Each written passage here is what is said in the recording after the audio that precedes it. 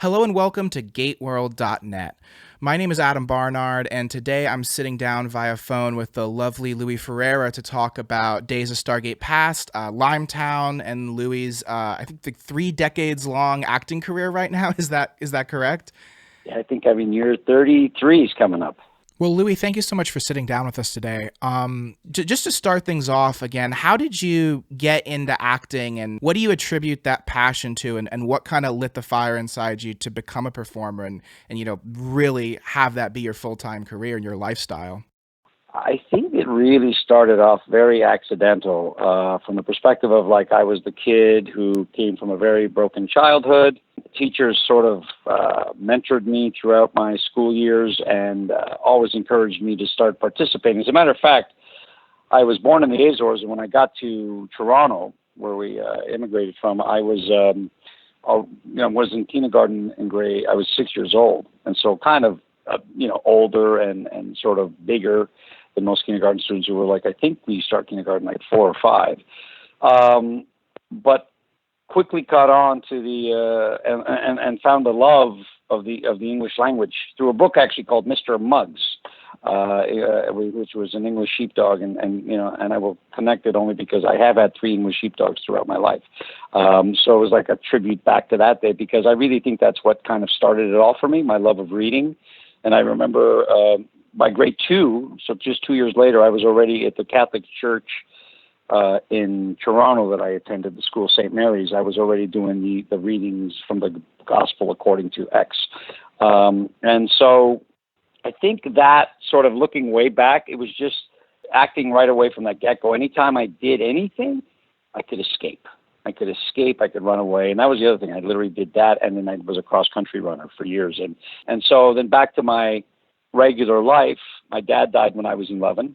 We moved into a subsidized welfare homing in Toronto in a notorious area called, it was the Jane and Finch Corridor, which for me ended up being one of the greatest experiences of my life. I spent about 10 years there. But I was working, and I was pretty much working from a very, very young age. Very blue-collar family, and a wonderful family that I have, because it's all about the things that ultimately matter. And that stayed with me throughout my entire life. So I'm working at this factory, and the owners there are like, hey, just stay here. And so I'm probably thinking that's going to be my life. So 17, 18, 19, all those years there. And then I had a grade 12 teacher, Mr. Allen, who sort of directed me in a couple of high school plays. And he was adamant about me giving this a shot. So 2 things happened kind of simultaneously. I'm kind of jumping the gun here, but what ended up happening is that man kind of became like a father figure to me. And again, connecting the dots, I now do a lot of mentoring with younger actors, and something that I'm very proudful for. But it all comes full circle for me. But what really happened was there was this girl in high school. Her name was Laura. And she was like, you have this Jimmy Dean look, and there's this open casting call, and you should go in because you really think, I really think you could do this. And I just went, okay. So we stood in line for 3 hours one day in Toronto, and I went in, and that casting director was a woman by the name of Diane Pauly, who was Sarah Pauly's mom. And I ended up working with her on Dawn of the Dead to say, your mom changed my life. See, what I tend to do is connect these dots always, come back. She got me an agent, literally. It was one line on a film called Return of Billy Jack. I got the part, and then she got me an agent, Clibby Varian, at an agency called Faces and Places. And I think that was 1984, and I think it was my high school graduating year. And I pretty much from then started working, and I learned, somehow was lucky enough to really sort of just start booking things and learning the hard way, I guess, by falling on my face on film. And just, I think because of all the experiences up to that point and my life, the outlet thing really connected for me, and I really enjoyed the acting. But again, when I started acting, I thought it was just going to be all right, I'll do this for a little bit. There wasn't any part of me that was like, I'm going to do this as a career. I didn't even connect the two. I was like, all I knew was better work. It was more fun, and it paid more than the $5.50 an hour I was getting at the factory. And that allowed me to help my mom and take care of her, because we were, she was raising me on $4.10 a month welfare, and our rent was $2.80. I'll never forget that. So it allowed me to help out. And so again, I don't think for the first 5-6 years, I was even, thinking I would remain an actor. I was just doing it as it came. So I hope that answers your question. No, absolutely. And I mean, just looking at the diversity of roles you've taken on in your career, viewing acting as a catharsis and in a way to emotionally process things, it really makes sense that you seem drawn to so many different roles and can play so many different kinds of dynamics. But speaking of that, I want to get to just start off with Stargate Universe, which I can't believe it. The show premiered 10 years ago, so it's a decade ago. You guys were probably working on it a little bit earlier than that. Just, in retrospect, now having a decade in the rearview mirror, how do you look back upon that experience, and what does it mean to you? When that job came along at that time in your career, what was the significance of that? There was a lot of factors for me. One of them was simply that I had, before that, I had a career in LA that was about 10 years where I did 9 different shows. And I think 8 of the 9 pilots were picked up. So I did a season of a different show every year. So in other words, I was kind of grooving, and I was kind of like coming into my own, and I was going from sitcom to hour, and I was working with the guys who did X-Files, to Gary David Goldberg, to Stephen Bosco, to John Wells. I was on that list. And then I had gotten divorced, and when that happened, my ex took my children to Toronto, where where I'm from originally, and I made a decision then that I was not going to be the dad that I had, and said, I'm going to put the career in the States on pause and just simply go back up and do right by my children. So that was the first thing that happened, and that was like 2002, 2003. So I did that, ended up getting a show in Toronto, and I was there for a while, ended up getting full custody of my son. And when I finally got full custody of my son, it's now 2007 or whatever it was. It was just before the Stargate. So so now I'm going back to LA after being gone for a number of years. And I was in LA for about 2-3 months when this Stargate audition happened. And so here I am now, single dad with my boy, just put him in school, and this opportunity arises. And I thought nothing of it, because I just almost like, hey, I'm just getting acclimated again. And look, there's an audition, and it's a show, Stargate. And I knew I loved SG-1. I really enjoyed. I hadn't seen Atlantis much. But all that happened for me was that I remember putting myself on tape, and then I forgot about it. And then I got a call back, something. And then all of a sudden I was like, I'm in the mix for this thing. And it kind of got serious really quickly.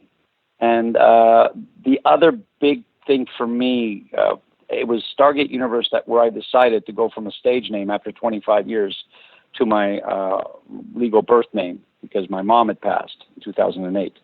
And that was the first credit that I had, where I was credited as Louis Ferreira, which was a big, as far as like the business and how it works and the idea of branding, which I'm sort of not big on particularly, because I believe in just like, if I'm nothing, then anything is possible. And that's sort of just, just almost like a spiritual concept, but it's something I've always believed in very strongly.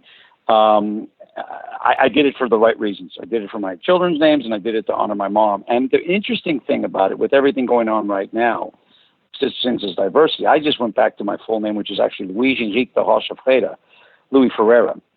And so it made sense for me. So that had great significance for me. And to not have, those guys at Stargate give me any hard time about it was really appreciated and respected. So that ended up being that whole experience for me was just nothing but lovely and fantastic for a lot of reasons. Like I said, I tend to ramble, so maybe you want to, put me on track again as to what you're wanting exactly out of this. So did that answer your question? Yeah, no, that was wonderful. It's great background. In terms of the character of Colonel Young himself, he's a very strong leader, but he's also a bit of a broken man. I feel like for you, when you had to craft such a layered and dynamic character, a character who had a lot of sides, did you get a chance to like talk with the writers and really put a part of yourself in the character? And how did you approach playing someone who, from episode to episode, the audience might either love or hate, depending on what they do in the show? I mean, I think the truth of it is there's always a part of you in every character that you play.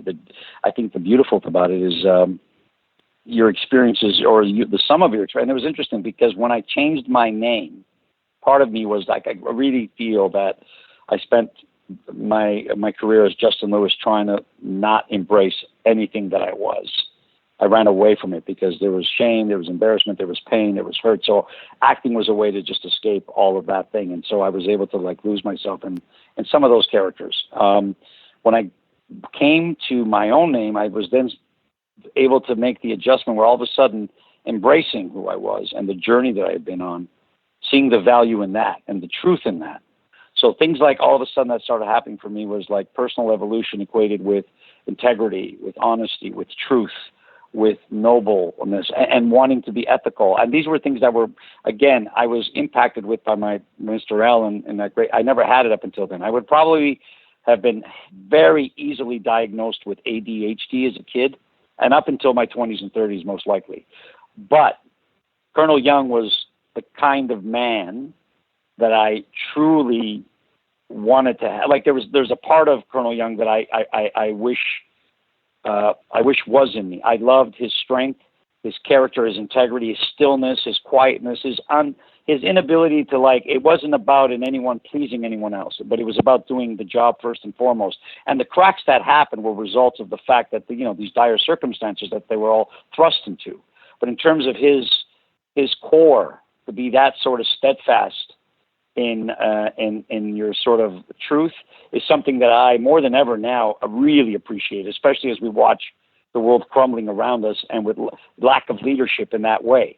Like, I really admire men who have that quality. It certainly wasn't something I grew up with, and I certainly never saw it, but I saw it in someone like Mr. Allen. I saw it with these guys who are committed to what they do, whether they be soldiers or officers or in those things, that the sort of like just, there is no movement here. Yeah. There is no apologizing for who they are. That had a great appeal to me, and it was a really fun thing for me to explore. I mean, listen, between the takes, or for example, on the pilot, we would be doing that, and then, I had a fart machine.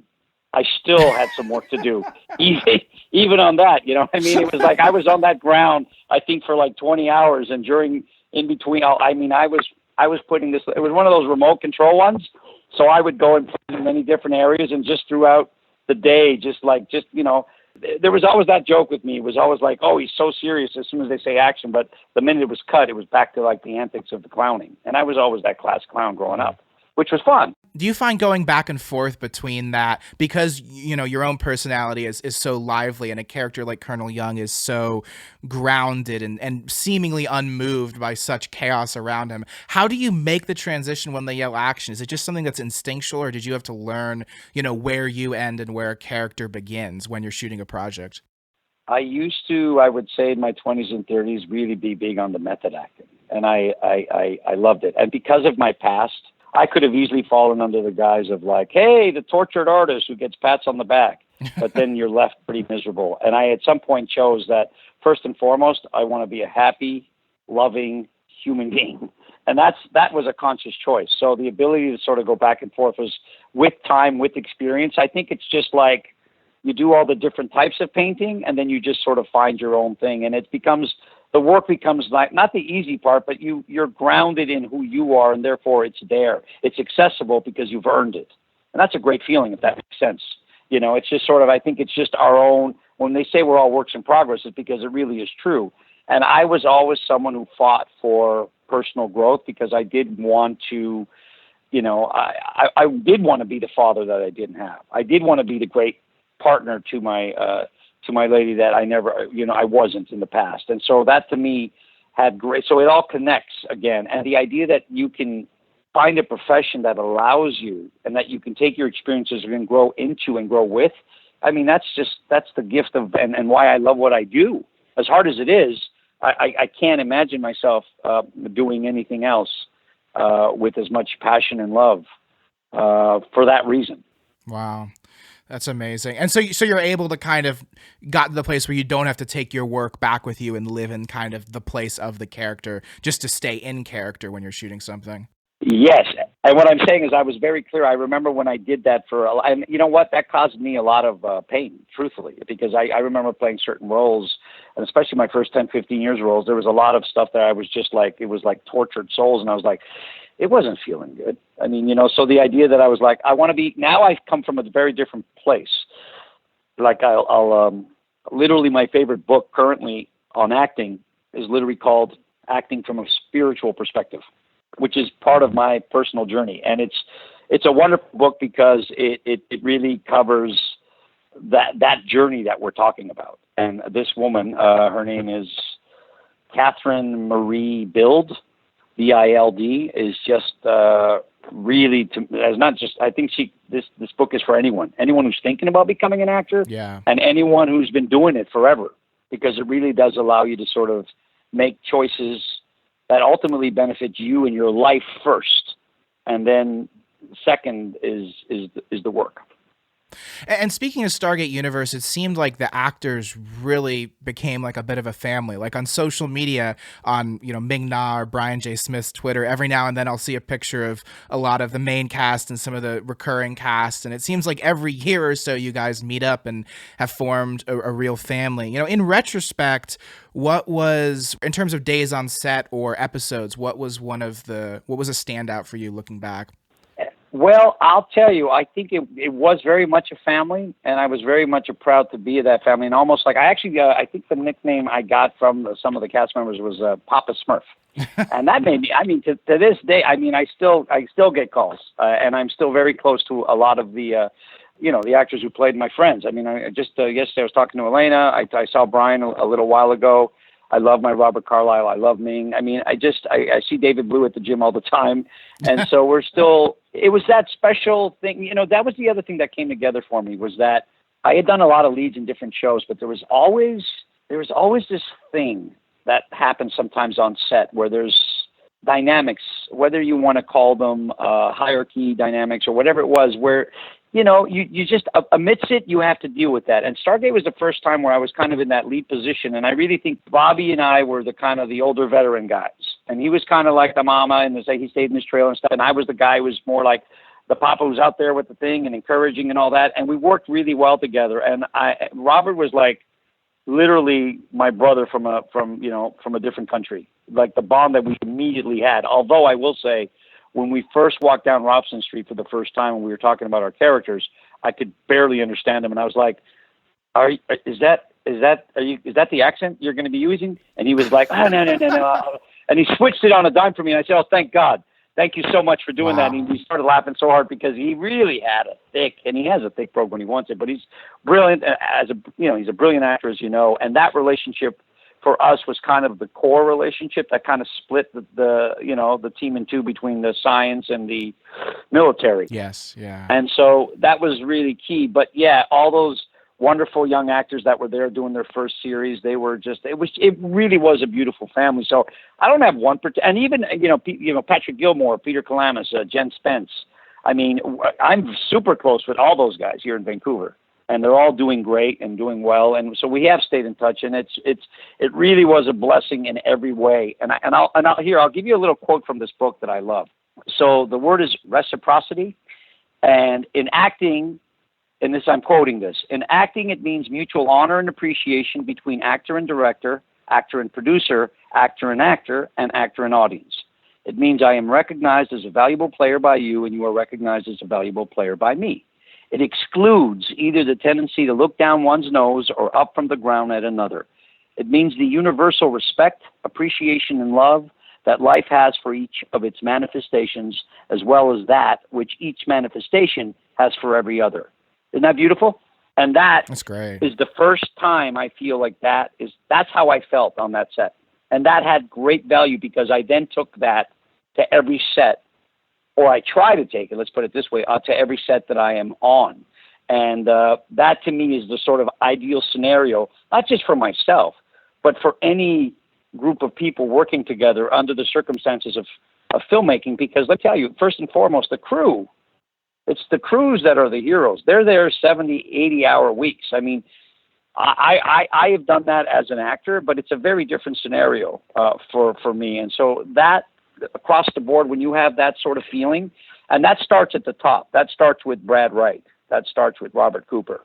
And if they have that ability, and they did on this particular job, it's the best case scenario, in my humble opinion, for everyone involved. Yeah, and then that's just amazing to hear. I know for the cast and for a lot of the crew and for many fans like myself, the show was such a transformative experience and so seminal. Quick last question about Stargate Universe. It ended prematurely, I think it's fair to say. While the series finale is a very beautiful story and episode of television, it was not intended to be the finale. Not that you have to disclose it to us, but did Brad Wright ever tell the actors the ending he had in mind? I know that's been alluded to, that he had a very specific ending in mind. And also a follow-up to that, would you play Colonel Young again if you got a call to return to the Stargate universe? I would play Colonel Young again in a heartbeat. And the answer to the Brad Wright question, I think, is I may be paraphrasing, but it was something like, it was going to be great, end quote. So you never got the scoop. He would never give away our secrets. No, we all guessed. We all had, I felt like, I remember and that's actually, that was a beautiful moment. That moment of the last episode where we're in the mess hall, yeah, and we're all there sitting down, we knew that the possibility of the show not coming back. And now, again, I am a little foggy as to whether, I think we already knew the show was canceled, but there was such love and in that room, in that moment, there was such a connection for all of us. And even just going in those pods at the end, I mean, there's something crazy about the idea that we're still just floating through space and at any point we could be brought back. I was thinking we would all have like super long beards and it would be like the visual, like some sort of like Jesus Christ Superstar moment. I was like coming back with the musical version. Obviously I'm kidding, but my point is I think everyone would have had a different crazy idea of where it could have ended up. But again, the possibilities are kind of endless, but it's kind of stayed with Brad. And I think it's still with Brad at this point, to be honest, because I ended up working with him on Travelers again. Oh, right. And, yeah. So when I see him, there's always, I have such fond memories of just sitting there in the Stargate offices with him and just talking. We would talk about everything else but the show sometimes. It was like we were friends. It was family there.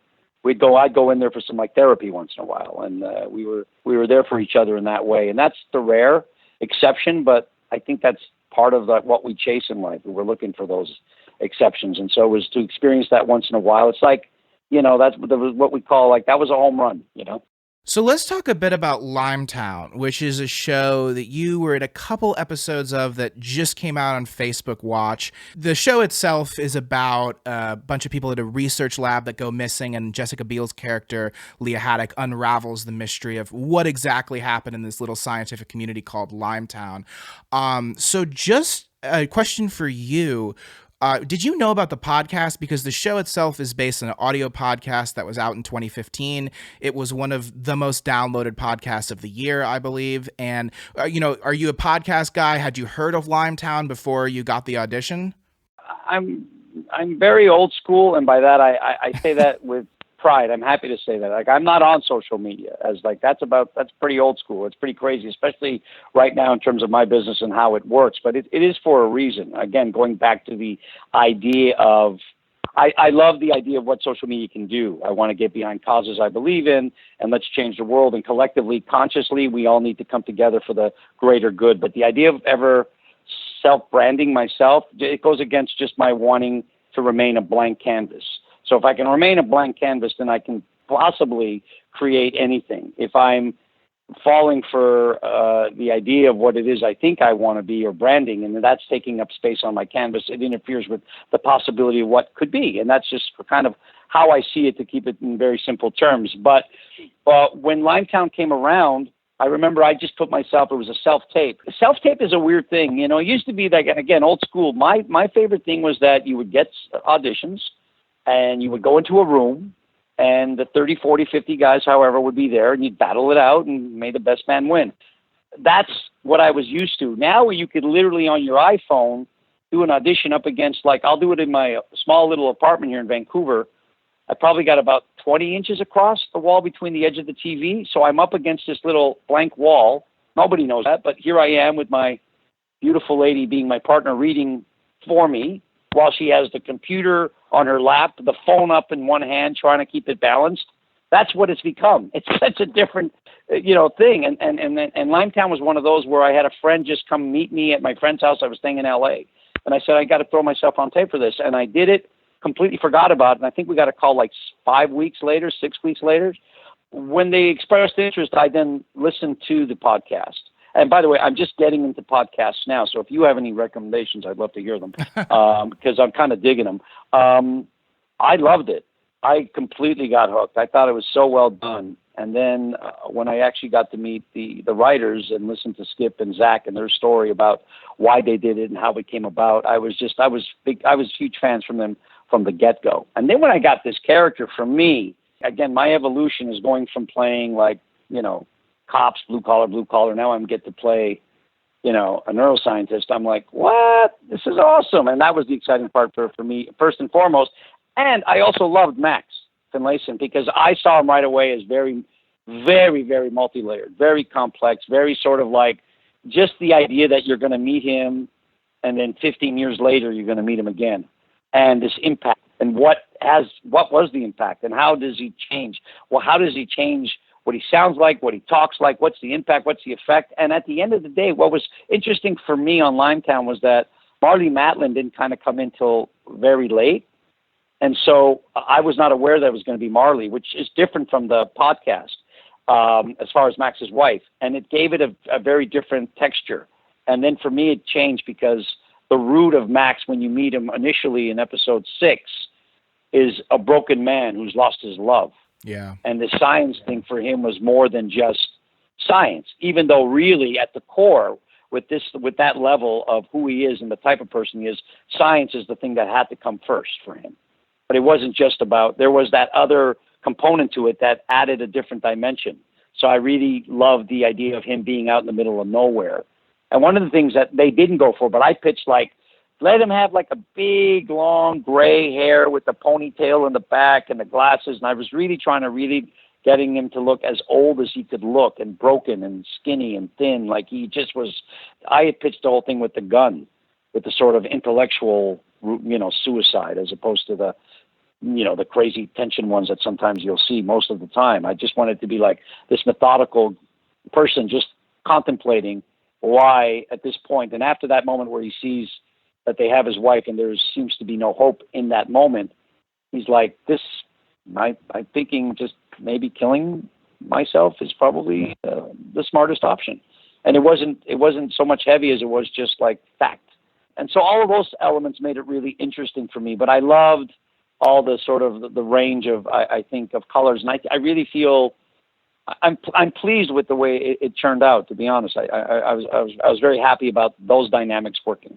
So were you able to read like all the scripts when you signed up, or did they just give you your scripts? Because were you able to, put the puzzle piece together? Because the show is a lot different than the podcast. There's a lot of blanks that are filled in because we're not listening to Leah's recordings. We're kind of watching it unfold in real time. Yeah, my partner and I read all the scripts together, and she and I loved them. We loved all the time. We were like really, really into it. It was exciting just to be part of something that we thought had great, great potential. So in regards to the character of Max Finlayson, as you said, he's very multi-layered, very dynamic. Deirdre points that out. I think we just picked that up from the way his character is written. Were there any real-life figures or performances or real-life geniuses that you based the character off of when approaching the material? There really was not for me. I just... I didn't really have anybody that I looked to. And again, I was very excited about the idea of being able to explore this kind of role, which I normally don't play. So the fact that I was a little bit out of my comfort zone, I wanted to just, enjoy that challenge. Part of the fun always in the journey is always to go, hey, here's a box I haven't ticked before. I haven't played this type of role. So what I loved really was the idea of meeting him first, later in his years in life, and then kind of going backwards the way they did that with the show, which is one of the things I kind of liked in terms of like how they jumped the timelines stuff. What had been his journey from Limetown, where he felt like he was the king of the world and he was operating probably from an ego basis, but I didn't want to really make it like the typical ego thing as much as he really believed in the science and he really believed that what he was doing was going to change the world and make it a better place, and the idea that his technology at some point started crumbling and he was and here's the other element. I really felt Max, one of the biggest driving forces, and it was really kind of almost a thing where I kind of personally played it more than anything, Sure. was the love of his wife. I felt what really, when you first meet Max in episode 6, really what that is a man who is broken and crumbling after losing the person whom he loved most in the world, his wife. I wanted to feel that Max in Limetown was not the same guy you obviously met 15 years later, obviously. He's literally forced into isolation, forced to confront his part in the demise of it all. And I remember one of the cool things that had happened, which was rare in television, just in terms of the fast pace, was I shot all the Limetown stuff first and then sort of had the luxury of weeks for me, which was, again, something I hadn't experienced because it was over the Christmas holidays, and then I wasn't really going to work for my episode 6, which was like the last week of shooting. So I had all that time to really think about the differences. I was happy the way that was done. Like, I really felt like I saw 3 different versions of that particular character throughout the show. For me personally, that was a pretty cool thing to have experienced, if that makes sense. Yeah, absolutely. And then, like, just speaking about, the character motivations, like you said, so much of it is about the love of his life, but, some of it is still about his ego. When he hears Leah over the radio and she kind of baits him, he gets, he pours the coffee into the radio and gets really frustrated and reaches out to her and says, wait, I want to set the record straight. What do you think is the motivation? Does he snap in that moment? Does the isolation finally get to him, or is he just trying to set the record straight? I think it is a combination of things. And thank you for reminding me. I literally had forgotten that. That's exactly what happened. And that is the ego of Max. I mean, again, he very much had that ego. I mean, that was the writer's intention throughout.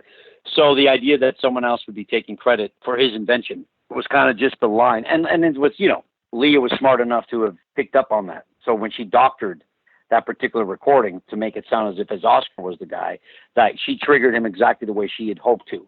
And got exactly what she wanted. But in one way, Max, I think, at the end of the day, realized what was happening. That first scene where they're walking and talking through the forest, he's like moving at like super fast speed, talking super fast, because I wanted to have, for me, it was a sense that he knew that his end was coming soon. He didn't really want to involve anyone else, but his ego was big enough that he was willing to risk her coming to his place and possibly getting her killed for just save that. So that's clearly, someone with some ego issues, narcissistic tendencies for sure. I have a quick, just last question about your process and looking at Limetown or any of the shows you've done, because you have done a lot of recurring or regular or guest spots on TV shows, but you also seem like a real character actor. How do you find the time to prepare when TV works on such a fast timetable? Do you make that time for yourself, or is it just an instinct that you've just gotten used to, coming in with very little preparation and making a character really hop off the screen? A lot of it is instinctual for me, but again, we are products of our experience, and I'm at a point where I feel like there's nothing really that I can't play at this point. I just look for opportunities that are maybe different. To be honest, right now, it's a very, very tough time in the industry. There's a lot of different factors happening that have nothing to do with necessarily the art. As you know, there's always levels of things. So I'm just trying now. My whole thing is I've gotten back to LA, and I'm recurring currently on I think SEAL Team and SWAT, and I'm trying to pick up what I left in 2004 or 5, whenever I left. The kinds of shows that I'm loving that are on the streaming. Really, generally, the streaming shows are stuff that really excites me. The opportunities are there. But as far as my personal process, it's doing the work. I've always enjoyed that. And it's the thinking couch. Find yourself a good chair, sit down, create. That's where you spend all your time. And then hopefully, if you get the set and you forget about it all and it's there because you've put the work in. I mean, that's the whole, I think that's, for me, that's most of it. And there's always that what side of me, what experience in me has that connects with the character first and foremost, and if not, then it becomes this game of imagination, which is just as fun for me. But like I said, with Justin Lewis, I used to run away, and I'm now, as Louis Ferreira, very much embracing, and I think that to me feels really sort of, I feel good about that as far as like the bigger, the journey that I'm on.